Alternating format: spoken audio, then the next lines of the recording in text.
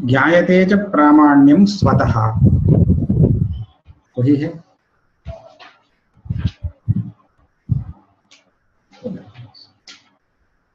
अप्रमापि प्रमास्य,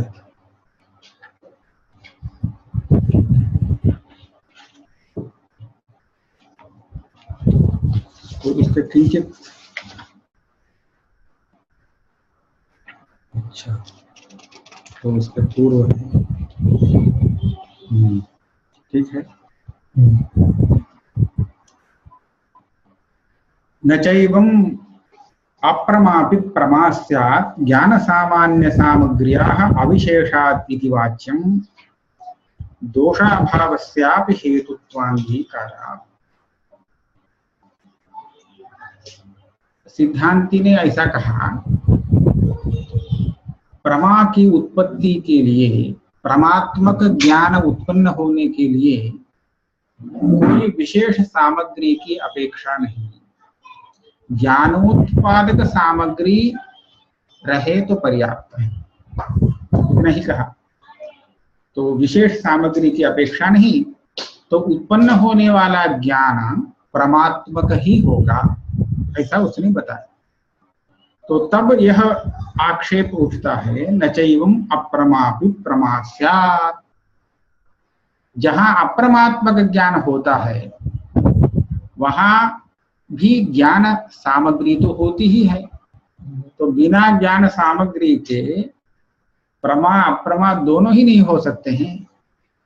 तो ज्ञान सामग्री मात्र होने से जो ज्ञान उत्पन्न होता है वह यदि परमात्मक ऐसा आप नियम बनाएंगे, तब तो अप्रमा स्थल में ज्ञान सामग्री के रहने के कारण उससे उत्पन्न होने वाली अप्रमा भी प्रमा हो जाएगी। क्योंकि ज्ञान सामान्य सामग्री है तो प्रमा हो सकता है, परमात्मक ज्ञान हो सकता है। तो वहां भी है जहां दोष सहित ज्ञान सामग्री है, ज्ञानोत्पादक सामग्री भी है, दोष भी है। तो ज्ञानोत्पादक सामग्री तो है ही, तो इसके आधार पर उसने आक्षेप किया, यदि परमात्मक ज्ञान उत्पन्न होने के लिए ज्ञानोत्पादक सामग्री यह पर्याप्त हो जाती हो, तो अप्रमा ज्ञान जहां उत्पन्न होता है वहां ज्ञानोत्पादक सामग्री के रहने के कारण वह परमात्मक ज्ञान ही हो जाएगा। यह प्रश्न किया। उत्तर दे रहे हैं, दोषाभावस्यापि हेतुत्वांगीकारा। ज्ञान सामग्री मात्र, इसका अर्थ है भ्रम के लिए जो विशेष कारण मान रहे हैं दोष, उसका अभाव भी कारण है। जहां पर दोष नहीं है और ज्ञानोत्पादक सामग्री है, तो वहां पर उत्पद्यमान ज्ञान परमात्मक ही होगा। यह हमारा स्वतः उत्पत्ति, प्रमोत्पत्ति का निष्कर्ष है। ठीक है। तो इसलिए अब आप आपादन नहीं कर सकते।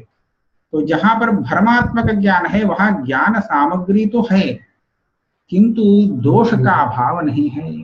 तो इसीलिए क्या नियम बना, उत्पत्ति स्वतस्त्वम का क्या स्वरूप बना, जहां दोष नहीं है और ज्ञान उत्पादक सामग्री है, तो वहां पर परमात्मक ज्ञान ही उत्पन्न होगा। ठीक है, कोई आपत्ति नहीं, यह ठीक है। दोषाभावस्यापि हेतुत्वांगीकारात्। न चैवं परतस्त्वम्। अब दूसरा आक्षेप किया। अभी तक आपने पहले क्या बताया, ज्ञान सामग्री से उत्पन्न होने वाला ज्ञान परमात्मक होता है, तो उसके साथ उससे अतिरिक्त किसी कारण की अपेक्षा नहीं। तो अभी आकर के आपने उसके साथ एक दूसरा कारण भी जोड़ लिया है। क्या है? दोषाभावस्यापि कारणत्वांगीकारात्। ज्ञान सामग्री के साथ दोष का अभाव भी होना चाहिए, तभी परमात्मक ज्ञान उत्पन्न होगा, ऐसा आपने बताया। यदि ज्ञान सामग्री से अतिरिक्त एक कारण को परमात्मक ज्ञान उत्पन्न होने के लिए आप मान लेते हैं, तब तो परतः प्रामाण्य हो गया, ये स्वतः प्रामाण्य नहीं। यह प्रश्न आक्षेप हुआ। न चैवं परतस्त्वम, इस आक्षेप का उत्तर देते हैं आगंतुक भाव कारणापेक्षायामेव परतस्त्वात्। ऐसा है, दोषा भाव को हमने जो कारण माना वह भावात्मक कारण नहीं है, भाव वस्तु नहीं है। तो हम ऐसा परिष्कार कर देंगे, आगंतुक और भाव रूप ज्ञान सामग्री से अतिरिक्त कारण की अपेक्षा जहां हो वही परतस्त्व होगा। तो यहाँ पर हाँ, यह निष्कर्ष है। दोष का अभाव भी कारण है तो कोई बात नहीं, वह ज्ञान सामग्री से अतिरिक्त हो परंतु भावात्मक नहीं है, भाव रूप नहीं है, उसमें आगंतुक ऐसा विशेषण भी लगाया नहीं। तो ईश्वर, ईश्वरेच्छा इत्यादि तो सबके लिए कारण है। तो ज्ञान सामग्री से अतिरिक्त कह करके उसको लेंगे तो सभी ज्ञान अतिरिक्त कारण जन्य ही है, इसीलिए आगंतुक ऐसा लगाया। ईश्वर आदि तो अनादि सिद्ध है, अनादि सिद्ध कारण को छोड़िए, तात्कालिक होने वाला जो आगंतुक कारण है वो भी भाव रूप कारण, ऐसे कारण की अपेक्षा नहीं रखता प्रमात्व उत्पन्न होने के लिए। ठीक है, तो आगंतुक भाव कारण अपेक्षायामेव परतस्त्वात् हो गया। उत्पत्तो स्वतस्त्व का निरूपण हुआ प्रामाण्य का। अब ज्ञप्तो स्वतस्त्व का निरूपण कर रहे हैं। ज्ञायते च प्रामाण्यम स्वतः, परमात्मक ज्ञान उत्पन्न तो होता है, लेकिन हमको कैसे पता चलता है यह ज्ञान परमात्मक है ना? परमात्मक होने पर भी उसका परमात्व पता कैसे चलता है? इसके लिए यदि हम बाद का अनुमान लेंगे तो वह हो गया नैयायिकों की प्रक्रिया, हाँ, तो परतः हो जाएगा। तो इसलिए कह रहे हैं ज्ञायते च प्रामाण्यम स्वतः, ज्ञान में जो परमात्व हम समझ रहे हैं वह ज्ञान के साथ ही पता चल जाता है, उसके लिए अतिरिक्त प्रयत्न की अपेक्षा नहीं। जब हमें यह मालूम पड़ता है कि एक घट ज्ञान हुआ है तो उसी समय परमात्मक घट ज्ञान हुआ है ऐसा ही दिखता है वह ज्ञान। वही कह रहे हैं स्वतोग्राह्यत्वंच दोषाभावे सति यावत् स्वाश्रय ग्राहक सामग्री ग्राह्यत्वम्। दोषाभावे सति, ये तो अभी जो उत्पत्ति में लगाया उसी तरह यहां भी लगाना पड़ेगा। यदि दोष है तो परमात्मक ज्ञान भी भ्रम के रूप में दिख जाएगा दोषवशात, तब उस परमात्मक ज्ञान का परमात्व गृहीत नहीं हो पाता। जहां पर दोषवशात ज्ञान तो समीचीन हुआ है लेकिन उसमें संशय हो जाता है, अर्थात परमात्व गृहीत नहीं होता, तो वहां पर सामग्री तो है, ज्ञान उत्पादक सामग्री नहीं, ज्ञान का ग्रहण करने के लिए जो सामग्री चाहिए वह तो है, किंतु वहां पर गृहीत नहीं होता है परमात्मा। हाँ, इसीलिए हम कहेंगे दोषाभावे सति। दोष है तो देखने पर भी आपको विश्वास नहीं होगा यह ज्ञान प्रमा है, ये कैसे हो सकता है, वहां संदेह उत्पन्न हो जाता है। तो इसीलिए यदि दोष नहीं रहता तभी स्वतस्त्व है, ज्ञातौ उत्पत्तु दोनों जगह। तो ज्ञान में जो परमात्मा है उसको जानने के लिए अतिरिक्त सामग्री की अपेक्षा नहीं, किंतु ज्ञान है ये जिस सामग्री से पता चलता है उसी सामग्री से ज्ञान का परमात्व भी पता चलता है,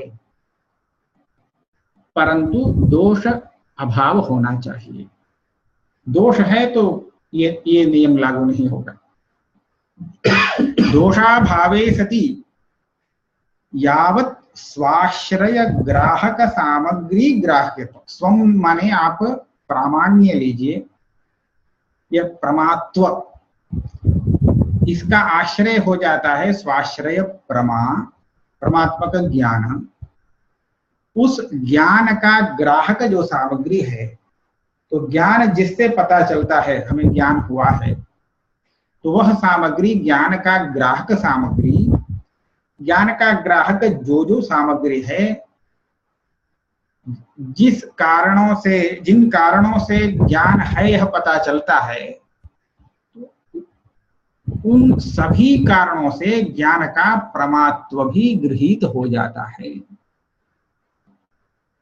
ज्ञान जब देखते हैं है उत्पन्न, ज्ञान की सत्ता जब आपको निश्चित होती है, जिस सामग्री से निश्चित होती है, तो उसी सामग्री से, उसी ज्ञान में उस ज्ञान का प्रमात्व भी मालूम हो जाता है। यह है स्वतोग्राह्य। तो यावत सामग्री, जितने ज्ञान ग्राहक सामग्री हैं, सभी सामग्रियों से उसका प्रमात्व भी ग्राह्य हो जाता है, यह कहता है। यावत् स्वाश्रय ग्राहक सामग्री ग्राह्यत्वम इदम स्वतो ग्राह्यत्वम। ऐसा नहीं कि बाद में अनुमान से पता चलता है, ज्ञान तो अभी गृहीत हुआ लेकिन उसका प्रमात्व बाद में पता चला, यह नहीं। ज्ञान ग्रहण के समय में ही उसका प्रमात्व भी गृहीत हो जाता है। यह है ज्ञप्त स्वतस्त्व, प्रामाण्य का। ये जो लक्षण किया स्वतोग्राह्यत्वम दोषाभावे स्थिति यावत् स्वाश्रय ग्राहक सामग्री ग्राह्यत्वम, उसका विवरण कर रहे हैं। स्वाश्रयो वृत्ति ज्ञानम, स्वम माने प्रमात्वम, यह लेना चाहिए। प्रामाण्य, उसका आश्रय हो जाता है वृत्त्यात्मक ज्ञान, वृत्ति ज्ञान। वृत्ति ज्ञान ही नहीं, यहाँ प्रमा कह रहे हैं। उसका ग्राहक सामग्री क्या है? साक्षी ज्ञान। वेदांत मत में मनोवृत्ति साक्षी वेद्य है, अनुव्यवसाय वेद्य नहीं। नैयायिक मत में जब इंद्रिय विषय सन्निकर्ष से अथवा प्रमाण से, दूसरे अनुमान आदि प्रमाणों से ज्ञान उत्पन्न होता है, तो उस समय उसका ज्ञान नहीं है। विषय का ज्ञान तो उत्पन्न हुआ, लेकिन उस ज्ञान का ज्ञान हमें नहीं होता एक क्षण बाद। हाँ, क्योंकि अभी तो आप घट को देख रहे हैं, घट ज्ञान को नहीं। तो इसके बाद दूसरा एक ज्ञान उत्पन्न होता है जिसको अनुव्यवसाय कहते हैं। यह अनुव्यवसाय, यह आपको बोधित करता है कि आपको घट ज्ञान हुआ है। तो ये तो नैयायिकों का भी है। यह नैयायिकों की ही प्रक्रिया है। माने प्रथम क्षण में घट का ज्ञान उत्पन्न हो जाता है।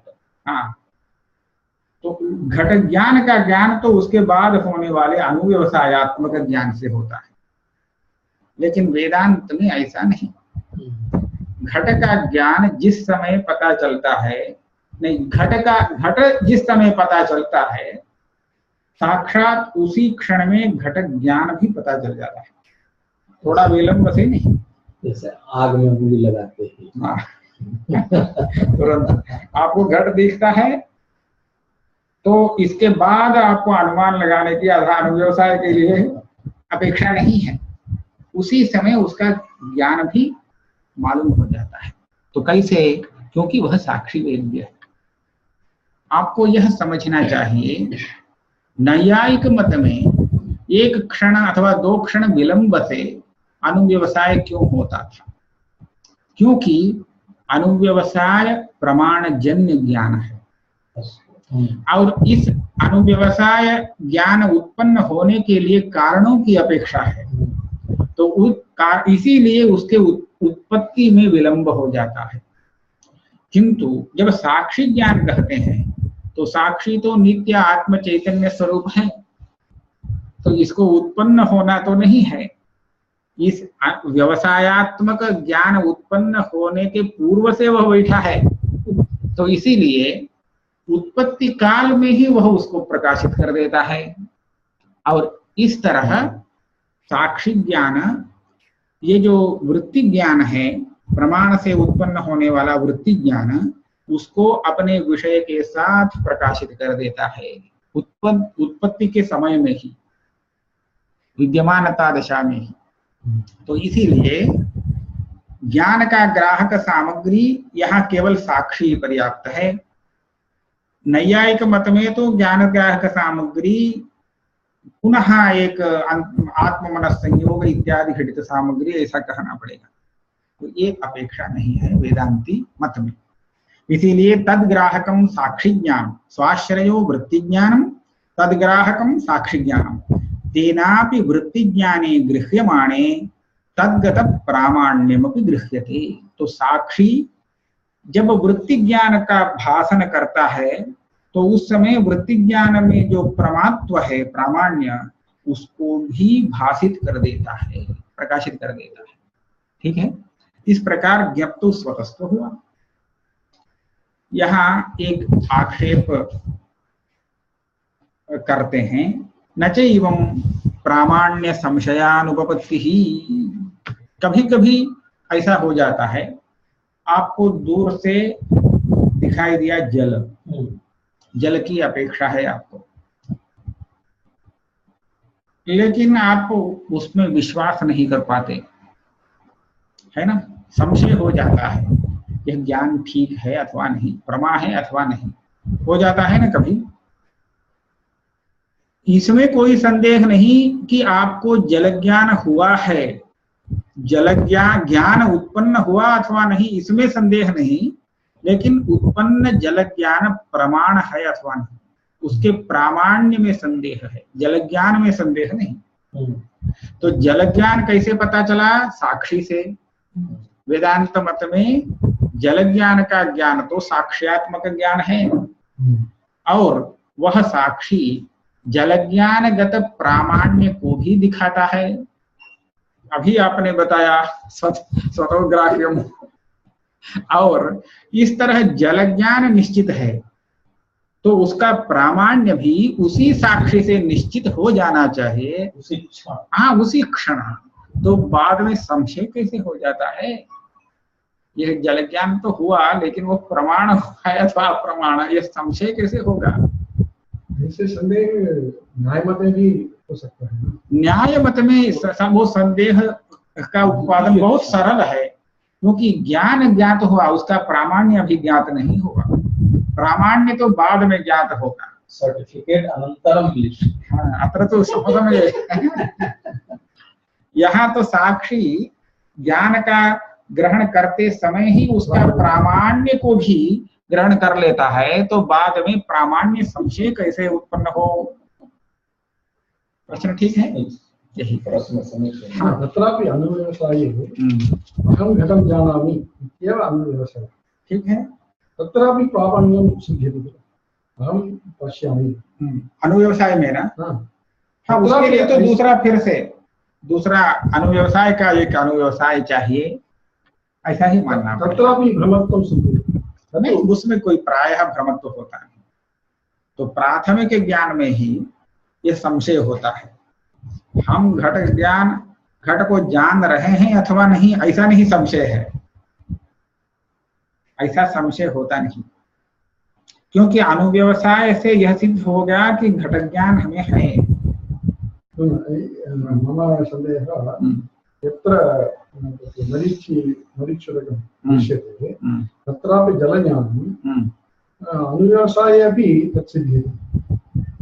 ठीक है, वहां जो जल ज्ञान है, जल ज्ञान में हमारा कोई संदेह नहीं हुआ, तो जल ज्ञान ही, लेकिन उस जल ज्ञान में प्रामाण्य पर मेरा संशय है, प्रामाण्य विषय में। जल ज्ञान का जलम पश्चात मिलिष्यति, तत् अस्ति अत्र प्रामाण्य। देख तो रहे हैं हम जल को ही, जल ज्ञान ही हो रहा है, इसमें कोई संदेह नहीं, किंतु ये यथार्थ है अथवा अयथार्थ, यह अभी निश्चित नहीं हो पा रहा है, इसीलिए संशय हो रहा है। दोनों भी हो सकता है ना। तो इसलिए वहां जो संशय हो रहा है, यह वेदांती के मत में उपपन्न नहीं होगा, क्योंकि साक्षी उस ज्ञान का प्रामाण्य निश्चित कर लेता है। जब निश्चित हो गया तो उसके बाद कैसे संशय हो सकता है प्रामाण्य का? इसलिए यह आक्षेप आता है। तो इसका उत्तर देते हैं, तत्र संशयानुरोधेन दोषस्यापि सत्वेन दोषाभाव घटित स्वाश्रय ग्राहका भावेन तत्र प्रामाण्यस्यैवाग्रहात्। इस आक्षेप का समाधान करना कोई बड़ा कठिन कार्य नहीं है। हमने इसका समाधान करने का उपाय बता ही दिया है। क्या है? दोषाभावे सति स्वाश्रय ग्राहक सामग्री ग्राह्य होता है प्रामाण्य, यही उसका स्वतः प्रामाण्य है ज्ञान में, ऐसा कहा। दोषाभावे सति यह विशेषण लगा दिया है ना, तो हम ऐसा मान लेंगे जहां पर प्रामाण्य गृहीत नहीं होता, संदेह हो जाता है प्रामाण्य के विषय में, तो वहां पर दोष है, दोषाभाव नहीं है। तो इसीलिए उस प्रामाण्य का ग्रहण करने के लिए अपेक्षित सामग्री नहीं है। दोष अभावे सति ज्ञान ग्राहक सामग्री, यही प्रामाण्य का ग्राहक है। तो दोष जहां है तो दोषाभावे सति यह विशेषण वहां नहीं लगता है, तो इसीलिए वहां प्रामाण्य ग्राहक नहीं है, प्रामाण्य गृहीत नहीं हुआ और संशय हो गया। ठीक हुआ? हाँ, संशयानुरोधेन दोषस्यापि सत्वेन, वहां दोष है यह आपको कैसे पता चला? तो संशय होने के, संशय के कारण ही, संशय के कारण हम दोष का अनुमान लगा सकते हैं, क्योंकि संशय दोष का कार्य है। तो संशयानुरोधेन दोषस्यापि सत्वेन दोषाभाव घटित स्वाश्रय ग्राहक अभावेन, स्वाश्रय माने प्रामाण्य का आश्रय, आश्रय ज्ञान, उसका ग्राहक दोषाभाव सहित नहीं है, तो इसीलिए तत्र प्रामाण्यस्यैव अग्रहा, वहां उस ज्ञान में प्रामाण्य का ग्रहण नहीं हुआ होता है, इसीलिए संशय होता है। दोष अभाव है, दोष है तो इसीलिए दोषाभाव नहीं है। ज्ञानगत प्रामाण्य सुनिश्चित करने के लिए मूल में दोषस्यापि सत्वेन दोष भाव, दोषाभाव घटित होना चाहिए। तो यही हुआ। यद्वा यावत् स्वाश्रय ग्राहक ग्राह्यत्व योग्यत्वं स्वतस्त्वं संशय स्थले प्रामाण्यस्य उक्त योग्यता सत्वेपि दोषवशेन अग्रहात् न संशयानुपपत्तिः। दूसरा भी एक समाधान दिया जा सकता है। यह जो प्रामाण्य का स्वतस्त्व है, ज्ञप्तु स्वतस्त्व, उसका हम एक दूसरा परिष्कार लक्षण बताएंगे। वो है यावत् स्वाश्रय ग्राहक ग्राह्यत्व योग्यत्व, प्रामाण्याश्रय उस ज्ञान का ग्राहक जो है, ग्राहक माने उसको जानने का कारण, सामग्री, उस सामग्री से उस ज्ञान का प्रामाण्य भी जानने योग्य है, ग्रहण करने योग्य है। ज्ञान जिस सामग्री से पता चलता है, उसी सामग्री से तद्गत उस ज्ञानगत प्रामाण्य का भी ग्रहण करने की योग्यता, यह पर्याप्त है स्वतस्त्व। अब गृहीत हो ऐसा नहीं, ज्ञान जब गृहीत होता है तो उस समय ज्ञानगत जो परमात्व है वो भी ग्रहण होने योग्य है, गृहीत होने के लिए योग्य है। तो हम ग्राह्यत्व योग्यता को स्वतस्त्व करेंगे। हाँ, अब वही स्वतस्त्व है उसका स्वतस्त्व, प्रामाण्य का स्वतस्त्व का हम दूसरा लक्षण, उसका स्वरूप बता रहे हैं। जब ज्ञान गृहीत होता है तो ज्ञानगत परमात्व भी गृहीत होने योग्य है, किंतु कहीं कहीं दोषवशात गृहीत नहीं होता हो तो भी उसको गृहीत होने की योग्यता उसकी नष्ट नहीं होती है। जहां परमात्व है, परमात्मा का ज्ञान उत्पन्न हुआ, किंतु दोषवशात उसका परमात्व गृहीत नहीं हुआ, तो वहां पर वो स्वतस्त्व नहीं है, ऐसा हुआ ना, क्योंकि गृहीत नहीं हो रहा है। ज्ञान तो गृहीत हो रहा है और उसका परमात्व नहीं गृहीत हो रहा है, तो स्वतस्व होने के लिए क्या चाहिए? दोष अभाव। नहीं, ज्ञान जब गृहीत हो रहा है तब उसका प्रमात्व को भी गृहीत हो जाना चाहिए, लेकिन यहाँ ऐसा नहीं हो पा रहा है, इसीलिए स्वतस्व की हानि हुई। यह आक्षेप हुआ। उत्तर दे रहे हैं, हम लक्षण में थोड़ा परिष्कार कर देंगे। ज्ञान गृहीत होते समय उसके प्रमात्व को गृहीत होने की आवश्यकता नहीं, किंतु गृहीत होने की योग्यता आवश्यक है। ग्रहण करने योग्य होना चाहिए उस प्रमात्व। ठीक है, तो जहां पर दोष है इसीलिए वह गृहीत नहीं हुआ, लेकिन उसका प्रमात्व ग्रहण करने योग्य तो है। अब कार्य उत्पन्न न होने पर भी योग्यता उसमें है। किसी प्रतिबंधक वश कारण कार्य को उत्पन्न नहीं करता है, तो इतने मात्र से उसको उस कार्य की उत्पत्ति करने की जो योग्यता है वह तो नष्ट नहीं होती है। कुत्रापि ज्ञानस्य ग्रहण अयोग्यत्वं भवति। ज्ञान नहीं, ज्ञानगत प्रामाण्य, ऐसा कीजिए। अभी ज्ञान तो ग्रहण हो रहा है ज्ञान का, लेकिन ज्ञान का प्रामाण्य अभी संदिग्ध है, संदेह हो रहा है कहीं एक स्थल विशेष में, सब जगह नहीं। वही दूर से आपने देखा जल है ऐसा दिखा, लेकिन तुरंत आपको उसमें संशय हो गया, ये इदम जलम अथवा जलम। इदम जलम माने जो जल नहीं है, उसमें जल ज्ञान भ्रमात्मक ज्ञान है अथवा परमात्मक है। इदम रजतम कहते हैं, इदम रजतम कहने पर भ्रम बुद्धिस्थ हो जाता है ना। तो इस तरह ये वास्तविक जल ज्ञान है अथवा भ्रमात्मक जल ज्ञान है, ऐसा उसके प्रमात्व में संदेह होता है कि नहीं? हाँ, लेकिन वह ज्ञान हुआ इसमें कोई संदेह नहीं। जल ज्ञान जो आपको हुआ उसमें संदेह नहीं है, हुआ ही, किंतु उत्पन्न जल ज्ञान के प्रामाण्य विषय में संदेह है। तो आपने स्वतोग्राह्य में जो नियम बनाया, ज्ञान का ग्रहण होते समय उसका प्रमात्व भी अवश्य ही गृहीत हो जाता है, उसके प्रामाण्य का ग्रहण करने के लिए कोई अलग कारण की अपेक्षा नहीं।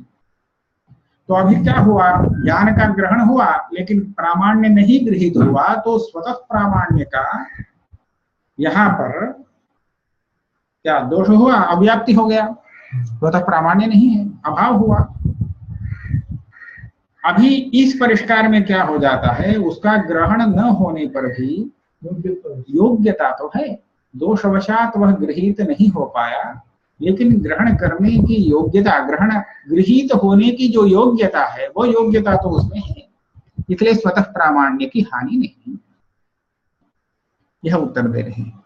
संशय स्थले प्रामाण्यस्य उक्त योग्यता सत्वेपि दोषवशेन अग्रहात् न संशयानुपपत्ति ही, संशय हो जाएगा और स्वतः प्रामाण्य की हानि भी नहीं।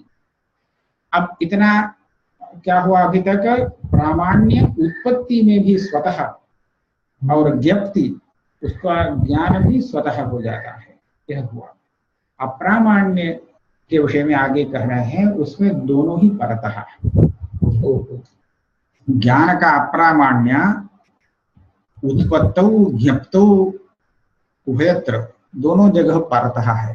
केवल ज्ञान सामग्री से अप्रमात्मक ज्ञान उत्पन्न नहीं हो पाता, उसके लिए दोषात्मक एक अलग कारण चाहिए, एक आधार, हाँ कारण दूसरा चाहिए, दोष रहे तभी हो सकता है। इसी तरह उसका ज्ञान, अप्रमात्म का ज्ञान के लिए भी ये ज्ञान ग्राहक सामग्री पर्याप्त नहीं है। वो कैसे मालूम पड़ता है, तो आगे जाकर के विषमवादी प्रवृत्ति इत्यादि के कारण अनुमान लगाना पड़ता है, पूर्व ज्ञान अप्रमा है, ये कह रहे हैं। अप्रामाण्यं तु न ज्ञान सामान्य सामग्री प्रयोज्यम।